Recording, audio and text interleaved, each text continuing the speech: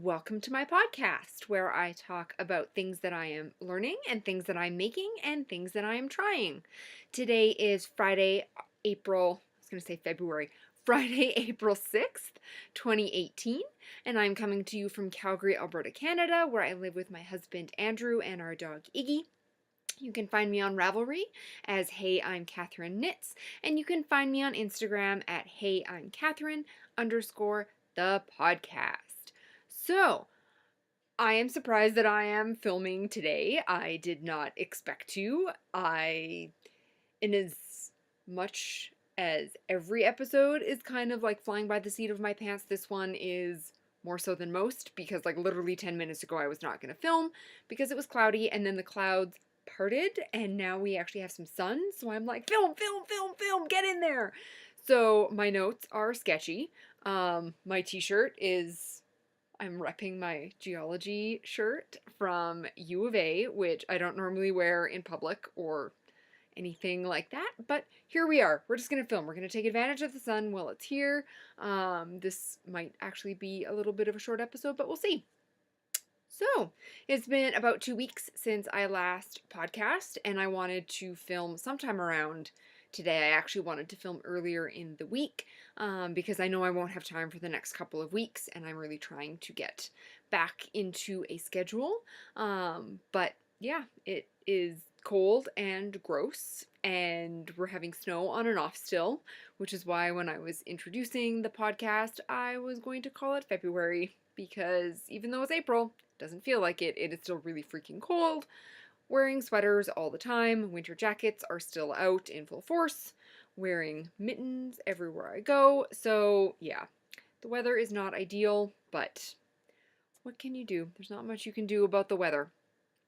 So anyways, as I said, I'm taking advantage of a break in the clouds to film a quick episode here because I still do not have podcast lights and I still have not organized anything. So we still have like the crazy wrinkled background behind me. This will be dealt with in May. That is kind of my plan. May and June is to deal with all of this and get things set up a little bit better going forward. So yeah, I have actually been finishing up projects one at a time. My whip pile gets steadily smaller. I think I have I'm down to 5 whips now that I have to finish, down from like 17 when I started this at the beginning of the year. So I'm making good progress. And I think there will be another couple that will be off the needles quite quickly, which is another reason why I wanted to podcast today, so that I could show a work in progress before it's actually finished, because by the time I can podcast next in about 2-ish weeks, hopefully this will be done by then. So anyways, I don't have a lot to talk about that's not knitting, but we'll go with it.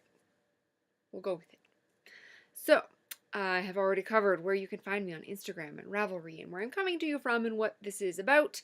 So we are moving right along to my finished objects segment, which I call Goat Off My Needles, because I love a bad pun. So I'm going to talk about 2 finished objects today instead of just one. So we will see how that goes. But the first finished object I have to show you, I actually showed you as a work in progress a few episodes ago, and it is the Sprout Double Knit Cowl, which is a pattern by Jill Draper Makes Stuff, and it is done.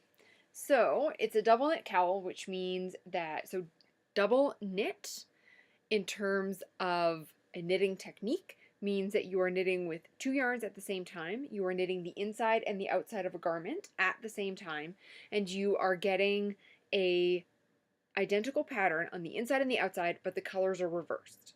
This is not to be confused with DK weight yarn, which is double knit yarn, which is the equivalent of 2 strands of fingering weight held together.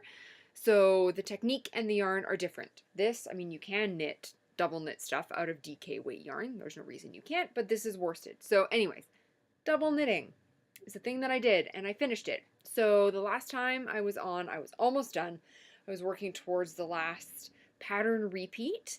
So I finally finished it, and I did have a little bit of yarn left over. So I knit this out of Malabrigo Rios, and I used the natural color, which is just undyed, obviously. And I also used a color called Volcan, which is oranges and browns and little bits of green. It's a very autumnal colorway. And this is Malabrigo Rio, so it's 100% superwash merino. And I think the colors actually look really, really good together. I think they complement each other very, very well. I'll show you a little bit of the inside so you can see just kind of how nice and variegated that Volcan is.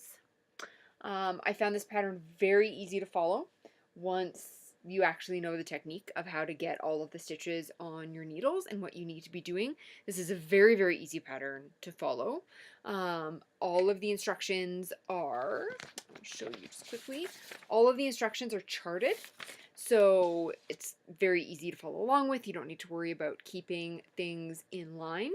I, of course, did make mistakes. There are a couple of stitches. I'll show you the one at the bottom because it's easiest to find. So there are a couple of stitches where I just didn't reverse my stitches properly, and so you end up with a little reversed stitch.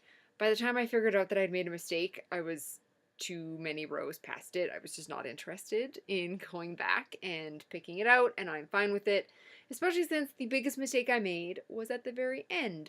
So you knit your tube all the way along, and then you end up with inside yarn and outside yarn, and you need to graft the edges together to finish your cowl. So to graft that all the way around, you use Kitchener stitch, which I did know how to do, and in the pattern there are excellent instructions that tell you exactly what you need to do. So if you've never grafted before or Kitchenered before, you can totally do it. It will be a-okay. But I ended up with essentially a row of purl bumps all the way around. So because you're knitting in the round, and because you're knitting with 2 right sides out, like the wrong sides of your fabric are facing together in the middle, every row you knit or purl, you end up with stockinette fabric on the inside and the outside. But I ended up with purl bumps all the way around. So I started grafting, and I was following the instructions as they were written, and I looked at it and I went, that looks like it's backwards. So I picked it out, and I'd already put in a lifeline onto both colors just in case something went wrong and I needed to put things back on the needles. So I picked it out and I tried it again, and the same thing happened again. So I don't know. Looking at it in person, it looks like I twisted the top set of stitches. So let me show you, like right there, like it looks like I've taken my loops, my stitch loops, and I've twisted them. So they're sticking out weird, and then when I graft it, it looks funny. But from farther away, it just, like it looks like purl bumps all the way along. It looks like I grafted backwards, which is a possibility. It is absolutely a possibility that I got turned around in my stitch sequence and started doing things backwards, because that is one trick with Kitchener.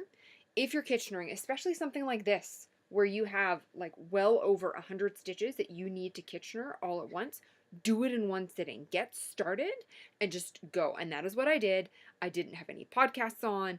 Andrew was gone, so it was quiet. Like I only focused on Kitchenering, and I did not stop until I got all the way around. Didn't put it down, didn't take a drink, did nothing to disrupt the flow, because that's when you can forget where you are in the process. So it is entirely possible that I grafted wrong, that I Kitchenered it backwards twice. So it's a little disappointing because the point of all of this and the point of Kitchener-ing is to get a seamless graft. Like the top, so this is my cast on edge. And that's what the top edge should look like. Like it should be perfectly smooth. It should just be two stockinette fabrics meeting seamlessly. And my top does not look like that. So it's a little bit disappointing. Since I already did pick back once and try and fix it, and then I had the same problem again, I didn't know what to do to fix it. Like I'd already tried to fix it, and it didn't work. So I'm just kind of gonna live with it, I guess. This is a very, very tall cowl. So, like, if that's resting on my shoulder, I could pull it up over my head. So it's not gonna matter at the end of the day because I'm always going to wear it with the top rolled down like that, so it will always be hidden. It'll be fine. But I just wanted it to be a nicer edge. Like I wanted my first Kitchener to be a nice smooth edge all the way around, but it was not meant to be. So yeah, that's a big mistake, I guess. It's not anything that I can't live with. I'm not entirely sure that it is not me. It could 100% be me. It could be something with a pattern. I don't know. But all of that said, I would absolutely recommend this as a first double knit project for anyone.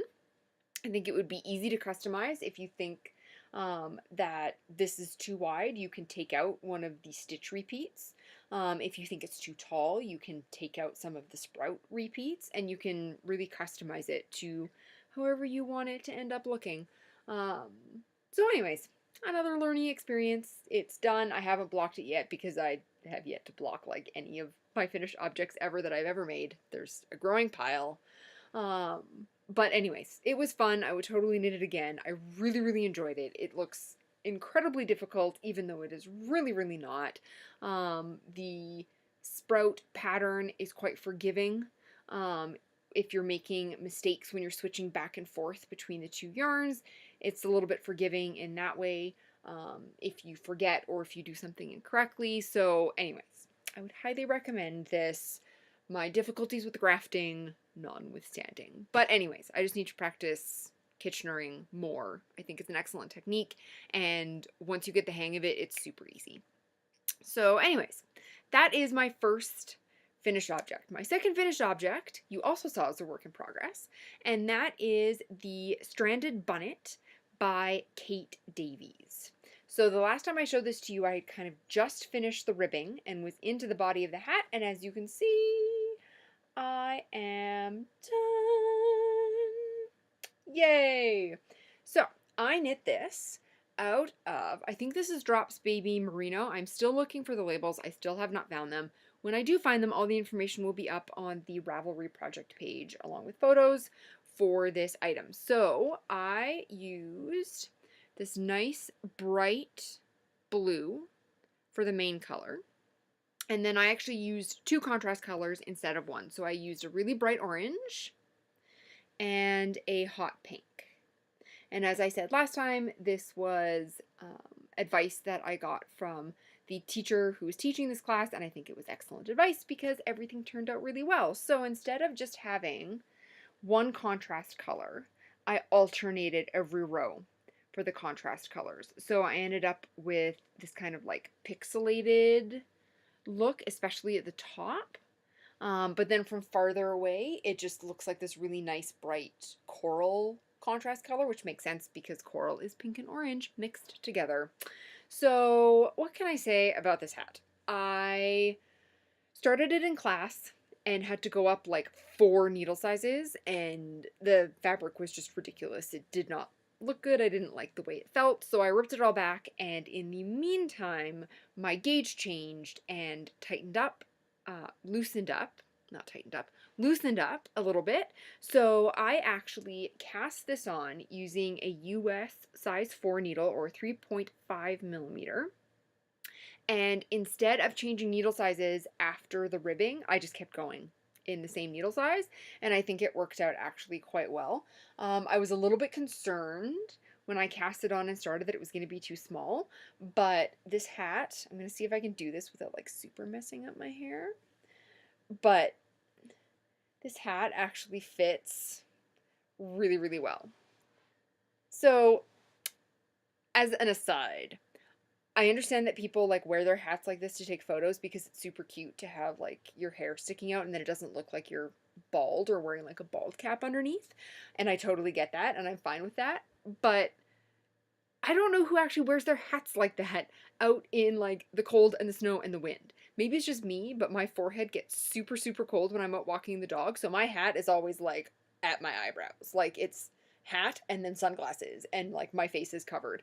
So I find it funny when all these people like wear these hats and they're all slouched back and it looks super, super cool for the photos. But I'm always like, does it look like that in real life?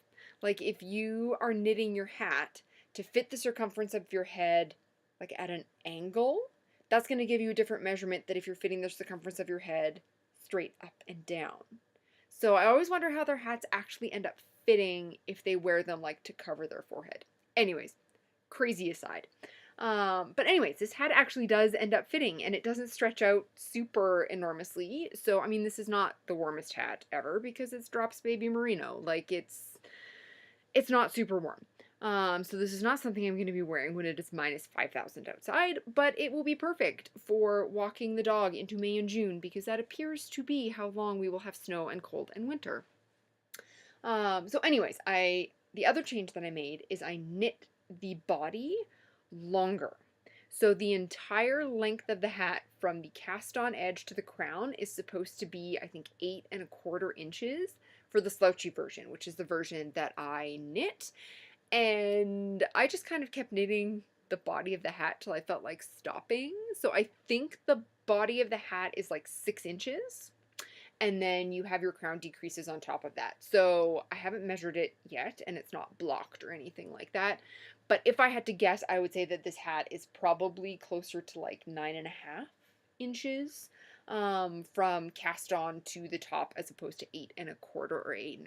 So it all worked out fine. I like it. And then on the top, you have your stranded color work, which I super love. Like that pattern is so pretty, and with the alternating of the pink and the orange, it just really, really pops. I was a little bit concerned with how you finish the top of the hat. Since I was using pink and orange, I was worried that it would look a little bit like a nipple, but I don't think it does. And especially once it's blocked out and it stretches out a little bit, I think it'll look more like a star than anything. So anyways, it's really, really pretty. I really like how it turned out. I do also need to glean it because I washed the yarn, so I have all these like little fuzzies on it that I just need to glean off or razor off, and it will look perfectly fine. So anyways, this was quite fun. As with every project I have ever cast on, I made a mistake. So the decreases, so these ribs of decreases are done with center double decreases, and the first couple of sets I was slipping the stitches one at a time instead of slipping them together, and the instructions are very specific on that, and so your stitches lie differently if you slip them one at a time and then pass them over your knit stitch as opposed to slipping them together. So if you slip them together, you get a decrease that is centered, which is the point, which is centered on a ridge going all the way up. But if you slip them one at a time, you end up with a decrease that's pulled over from the side. So like these two are the ones where I made that mistake. So you can see that the blue stitch kind of pulls over to the side as opposed to being centered on top of the decrease all the way up. So I saw that I had made that mistake when I was, I think, 2 rows past it. And I sat there and I thought about it, and I was like, I need to stop being scared of trying to fix my mistakes. I have always had a fear of dropping stitches off the needle to drop down and fix something and then not be able to get them back up. And I think part of that is because I was originally such a tight knitter that if a stitch dropped off my needles just because I wasn't paying attention, it would immediately ladder way, way, way down because my stitches were so tight, everything was under so much tension that they wouldn't just sit there. Now that I'm a looser knitter, if I happen to drop a stitch off the needle, it tends to just sit there and I can pick it up and it's not a big deal. So I kind of looked at it and I thought, well, can I drop some stitches down and see if I can slip those stitches, like twist them together and do a correct center double decrease? I did try to do that. I was not successful. And I think the reason for that is this is not the same as laddering down to fix like a drop stitch in stockinette. It's not the same as laddering down, like if I had accidentally purled a stitch and so I had a purl bump there, you can ladder down and just reverse the stitch and go all the way back up. But when you're doing a center double decrease, you are slipping 2 stitches together and then pulling them back over a stitch that you knit. So you're laddering down to fix a stitch, but the stitches you actually need to fix are 1 stitch and 2 stitches over from that one. And so as you keep going, those stitches keep moving farther around your knit item, which means you need to unravel laterally as well as laddering down, if that makes any sense. I'm sure it probably doesn't, because I'm confusing myself a little bit as I'm talking about this. But all of that to say, I did try to drop down and see if I could fix it, and all I ended up doing was ensuring that the next center double decrease had this exact same mistake, because I dropped down one that was correct and couldn't fix it. So I ended up with 2 that are not right. I mean, when you wear it, you will not be able to see that this is an issue. It's going to be on the top of my head. No one will notice except for me. But I just thought that that was really interesting, that I finally got my courage up to drop down and fix something. And I had my crochet hook, and I had my instructions, and I had locking stitch markers so that I could put stitches in there and clamp them so that they wouldn't continue to unravel. And maybe this was just not a mistake that I could fix like that. There are some mistakes where you can't ladder down and fix them. And maybe this is one of them. Like I said, just because the stitches that I needed to fix aren't actually in this rib, but were actually 2 stitches over from that. So anyways, all of that to say, this is an excellent introduction to stranded color work. Even if you're doing it with 2 contrast colors the way I did, it is still really easy. You are never knitting with more than 2 colors in a given row. And the way that our teacher taught this, because this was your introduction to stranded knitting, she didn't have us hold both yarns at the same time. So you can always do that if you're worried about color dominance or anything like that. This is a really great pattern to start off with. Oh, there are my ends because I haven't snipped them yet. This is a really great pattern to start off with. It's really, really easy stranded color work. There's a nice big rest section in the middle where you're just kind of knitting plain stockinette all the way around. But it gives you this really nice effect when you get it all done. So I would highly recommend this pattern. I think, end up buying the entire collection that this pattern is in, so I have more stranded color work patterns that I can work on after, and I just like the things that Kate Davies designs just in general. Her color work is really, really pretty. I quite enjoy it.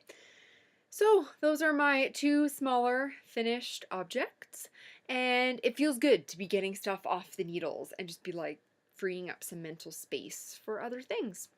So we are moving right along to my work in progress section, which I call Alpaca, my project bags.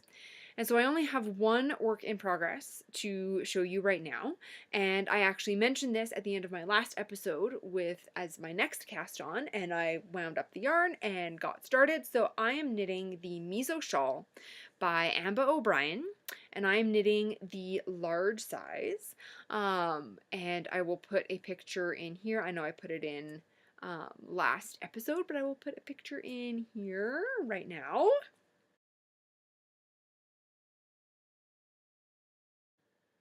So as I said, I'm knitting the large size, which is a 2 skein project, and I am knitting this in the Fawn and the Fox, and this is her Magpie Base, which you can see the stellina sparkles, and it's gold stellina, so this is her Magpie Base, and this was a club colorway from last spring, and the colorway is called Seahorse. So it's this really pretty, light aqua blue, and then it has different speckles and sections of gold and purple and darker blue, and there's a little bit of green in there, and it's a really pretty, soft, variegated colorway.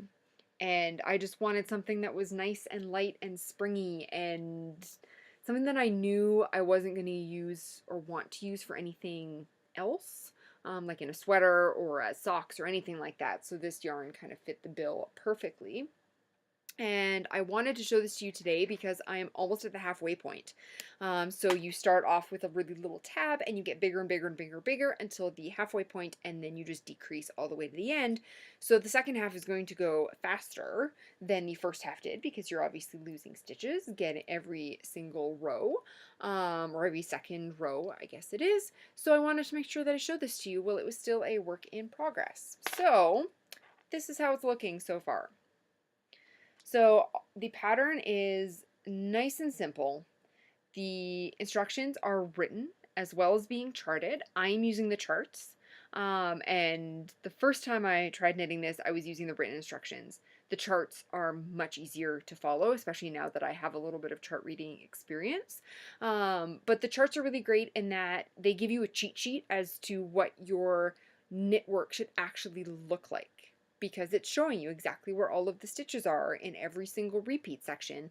So if you're looking at something and you're going, it doesn't look like that, then you know you've made a mistake somewhere along the line. So it is, I'm going to hold it against my shirt because then you can actually see the eyelets. So you can see that there are rows of eyelets in a chevron pattern all the way up. So it's really simple. It's a really easy pattern. Like each repeat is only 11 stitches in the lace repeat. So it's easy to memorize and just keep going all the way across. And I love how this yarn is knitting up. It's really, really pretty, with just the variegation with the gold and the blues and the little bits of purple and green, and I really, really like it. I think it's going to be nice and springy. I quite like the fabric that I am getting. I am using a US size 5 or 3.75 millimeter needle, and I like the fabric that I'm getting. My eyelets are nice and open without even having to pull on them, and the garter stitch is, I mean, not totally on top of itself, but it's nice and squishy still. So even when I get to blocking this, if this holds and my stitches stay the same, I think I'm just going to give it just a light block. I don't even need to kind of pull it out or stretch it or anything like that because I like the way it's looking. And I don't want it to be like too super open. I do have lifelines. That's what this orange is. So I feel no shame at all about using lifelines anytime that I'm doing anything with lace knitting or anything where I feel like I'd want to be able to kind of save my work if I'm worried about making a mistake. Put on a lifeline. Like, you're not going to lose anything. Nobody cares. Put in a lifeline. It'll save you lots and lots of work. And there have been several lace repeats where I've realized like 2 rows later that I've made a mistake and I've had to pick back. So because the rows weren't super long when I was doing that, I just tinked back every single stitch until I found the mistake, which both times, all 3 times, it has been that I forgot a yarn over at some point. So then my stitch count was off by 1. And since every return row is a straight knit row, you don't realize that you've made a mistake until you're doing the next lace row and your stitch counts don't line up. So that's a little bit frustrating, having to tink back like 3 rows. But just knowing that I had that lifeline there if the mistake was something even bigger and I just wanted to pull my needles out and rip, huge peace of mind for me. So anyways, like I said, I'm doing the large size, so I'm doing 7 repeats of this lace pattern.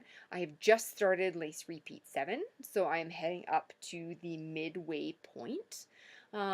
This shawl is not going to be as wide as I thought it would be. It's going to be quite long, but not as wide.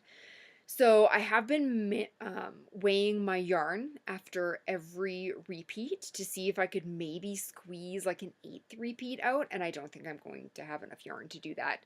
I will have some yarn left over at the end of the shawl, but it won't be enough to do like a full repeat, and I don't want to try and cut a repeat in half just because I don't want to have to deal with that. So anyways, this might just be long and skinny instead of like a big triangular shawl, but that is how it goes. So I am very much enjoying this. This is my TV knitting because it's super easy to just sit there and follow the charts, and then every second row is a rest row, and this is a fun knit. Amba's patterns are quite easy to follow. I test knit one of her designs for her around this time last year. I think I started the test knit at the end of April or beginning of May. And her patterns are always really well written out. Everything is tech edited. She has a large stable of test knitters that she goes to. So you're getting people test knitting it from all over the world, which is important so that you know that there isn't any like specific terminology that someone from North America, for example, wouldn't understand. So yeah, her patterns are really good. I have lots of them in my library and I look forward to knitting a whole bunch more. But I just think it's really, really pretty. And I like the way that the chevrons of the lace are kind of breaking up the variegated lines of the yarn. It's almost like, I mean, this is not self-striping. This is not a self-striping colorway, but it's almost self-striping in the way that the yellows and golds are showing up. So anyways, I love this. I am going to be actually quite sad when it's done, as excited as I will be to move on to another whip and get something off my needles and a new thing on my needles. I'm really, really enjoying this. I'm glad that I'm using this yarn for this pattern, and I look forward to wearing this in the spring.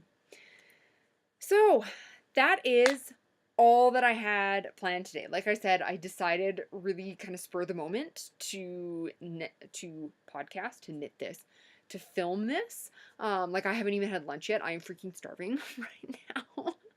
But I wanted to take advantage of the light while it lasted, so I don't have anything for like useful yakking. I don't have anything for a wolf is sheep's clothing.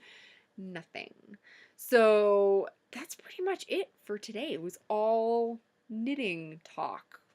So all show and tell. So anyways, thank you very much for joining me. If you are a first-time viewer, I hope you liked what you saw, and I hope that you will subscribe and come back for my next episode. If you are a returning viewer, thank you very much for taking some time out of your day to hang out with me and see what is new in my corner of the internet. If you are somewhere that is warm, appreciate it. If you are somewhere that is cold, I feel you. I know your pain. This cannot last forever. Hang in there. We have to be almost done. We are on like 4th winter right now, so we have to be almost done. But anyways, until next time, have a great day, and I'll talk to you later. Bye.